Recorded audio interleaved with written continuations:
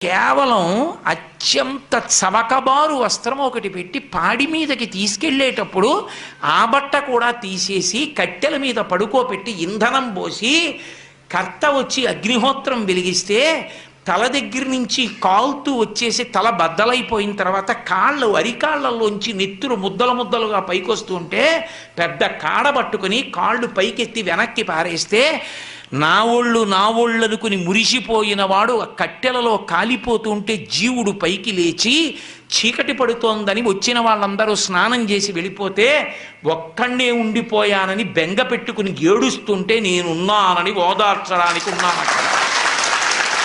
నేను లేకపోతే చచ్చినవాడు చస్తాడు పార్వతి అందుకున్నానన్నాడు. అది ఆయన ఔదార్యం. చేతకాక అక్కడ ఉండలేదు. అన్నవాడిని ఓదార్చకుండా ఉంటే తెలిసి వస్తుంది వాడికప్పుడు శివుడు శ్మశానవాచని విమర్శించడం ఏమిటో కాదు. అసలు మీకు ఒక యథార్థ